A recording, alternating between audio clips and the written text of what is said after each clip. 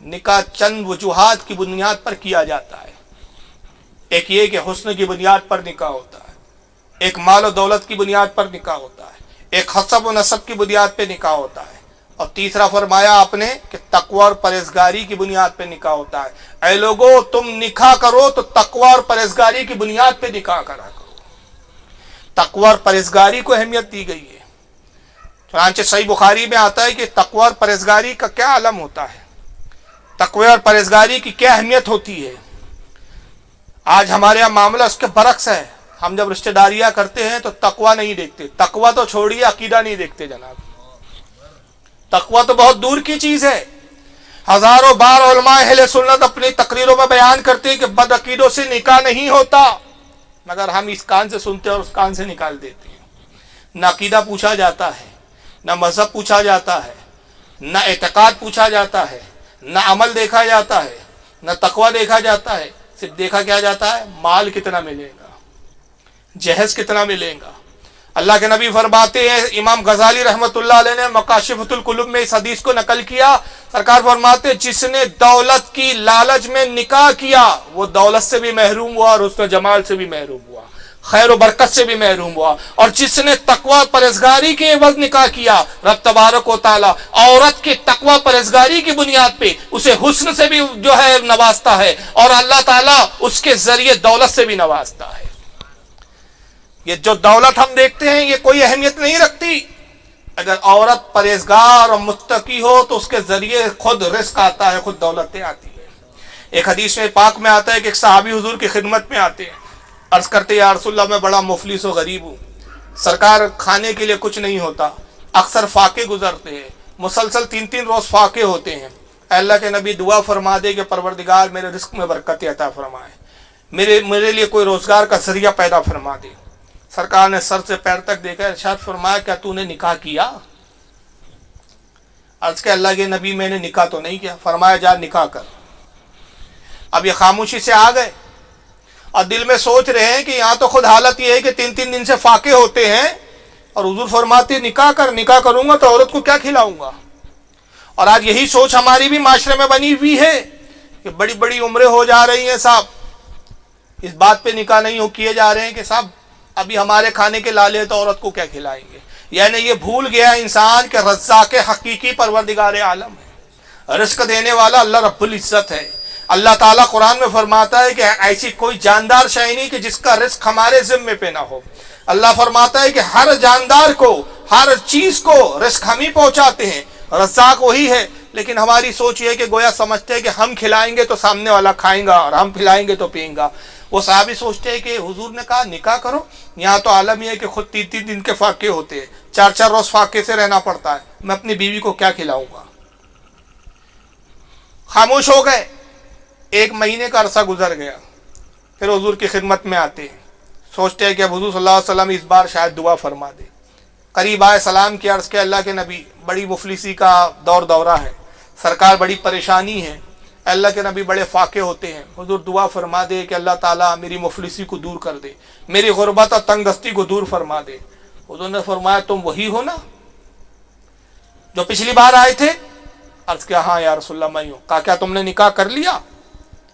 عرض کہ اللہ کے نبی میں نے نکاح نہیں کیا۔ فرمایا جاؤ نکاح کرو، اور اس عالم میں میرے پاس آنا کہ تجھ پر نکاح کے اثرات ظاہر ہو رہے ہو۔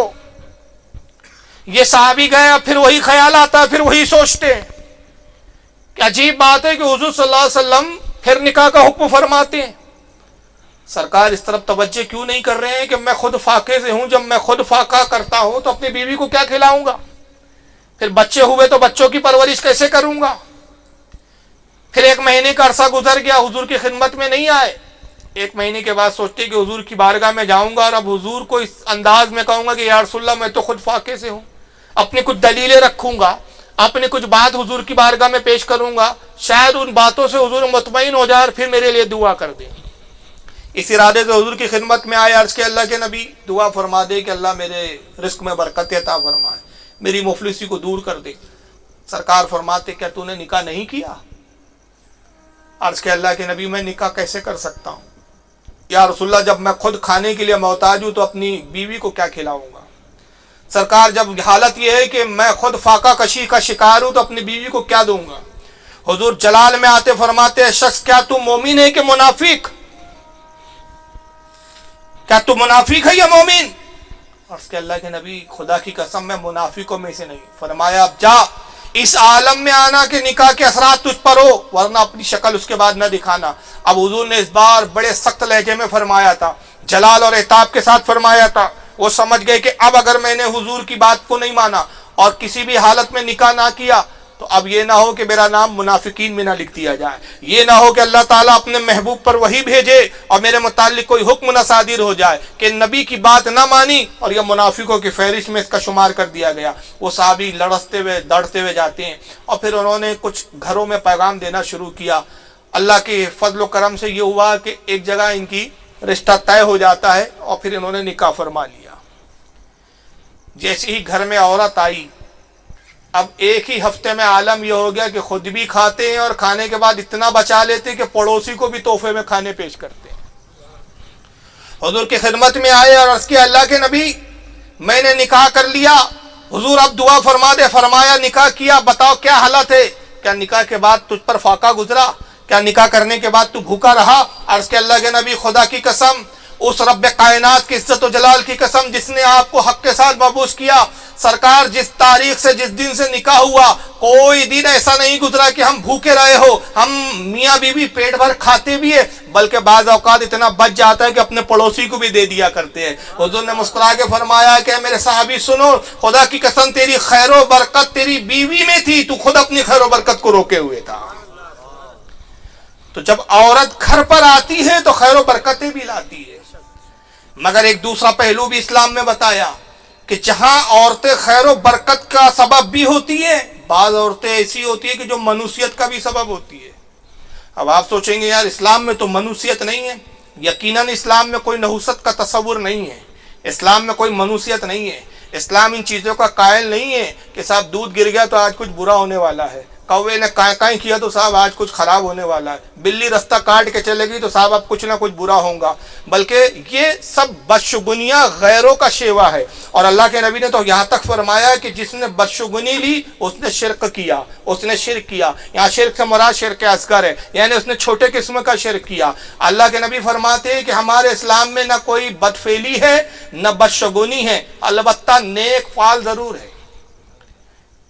بدشگونی اور نیک فعل میں فرق کیا ہوتا ہے؟ بدشگونی یہ ہے کہ آپ جا رہے ہیں, بلی نے راستہ کاٹ لیا, اب آپ پلٹ آئے یار نہیں وہ کام ہی نہیں ہوا, کیوں بلی نے راستہ کاٹ دیا. اس پر کسی نے ایک لطیفہ بنایا کہ ایک مرتبہ ایک بلی راستے میں کھڑی ہوئی تھی, دوسری بلی آئی, کہا کیا بات ہے بھائی تو جا رہی تھی رک کیوں گئی؟ کہا دیکھتی نہیں کہ انسان نے میرا راستہ کاٹ لیا. بھائی اگر اس کے راستہ کاٹنے سے آپ کے کام بگڑ سکتے ہیں تو آپ کے راستہ کاٹنے سے اس کے کام کیوں نہیں بگڑ سکتے؟ تو کسی کے راستے کاٹنے سے کوئی کام بگڑتے نہیں ہیں. کانچ کے گلاس میں دودھ لائے, گر گیا, ارے صاحب دودھ گر گیا, کچھ نہ کچھ نقصان ہوگا. تو یہ غیروں کا معاملہ ہے, ہمارا معاملہ نہیں. صحیح بخاری کے اندر حدیث ہے کہ حضور صلی اللہ علیہ وسلم فجر کی نماز میں تشریف لائے, صحابہ کہتے ہیں رات میں بارش ہوئی تھی. حضور نے فرمایا کہ لوگوں کل رات میں بارش ہوئی؟ صحابہ نے عرض کیا ہاں اللہ کے نبی کل رات میں بارش ہوئی. فرمایا کل رات میں بارش ہوئی اور کچھ لوگوں نے صبح اس عالم میں کی کہ وہ مومن تھے اور کچھ لوگوں نے صبح اس عالم میں کی کہ وہ اسلام سے خارج ہو کر کافر ہو چکے تھے. صحابہ نے عرض کیا اللہ کے نبی یہ کیسے ہوا؟ ایک ہی رات میں کچھ کافر ہو گئے اور کچھ مومن رہ گئے. ارشاد فرمایا ہاں کل رات بارش ہوئی, جنہوں نے یہ کہا کہ بارش اللہ نے برسائی وہ مومن ہوئے, اور جنہوں نے کہا فلاں نکتر کی وجہ سے بارش ہوئی, فلاں گرہ فلاں ستارہ یہاں آیا وہاں آیا تو بارش ہوئی, تو اس نے اللہ کے ساتھ کفر کیا. تو یاد رکھیے کہ یہ ہمارے اسلام میں نہیں ہے صاحب, یہ شگون اور اگون اور یہ ایسا اور ویسا. لیکن نیک فعل ہے. نیک فعل کیا ہے کہ مثال کے طور پہ آپ کسی کام کے لیے جا رہے ہیں یا کوئی کام کا ارادہ کر رہے ہیں, اتفاق سے کوئی مولانا صاحب آ گئے تو آپ نے کہا دیکھو یار حضرت آ گئے, حضرت سے دعا بھی کروا دو. تو اس طرح کا عمل یا حضرت کے آنے سے یہ امید لینا بھائی حضرت آ گئے مطلب انشاءاللہ یہ کام میں برکت ہوگی, تو یہ شریعت میں جائز ہے. اچھی چیزیں لینا جائز ہے, بری چیزوں کا تصور اسلام میں ناجائز ہے. تو اسلام میں یہ چیز نہیں. تو عورت کے بارے میں بھی آیا کہ حضور صلی اللہ تعالی وسلم فرماتے ہیں کہ اگر نحوست ہوتی ہے تو 3 چیزوں میں ہو سکتی ہے. یہ بھی بخاری اور مسلم کی حدیث ہے. ایک گھوڑا, دوسرا دوسرا فرمایا ایک ہوتا ہے گھوڑا، دوسرا مکان.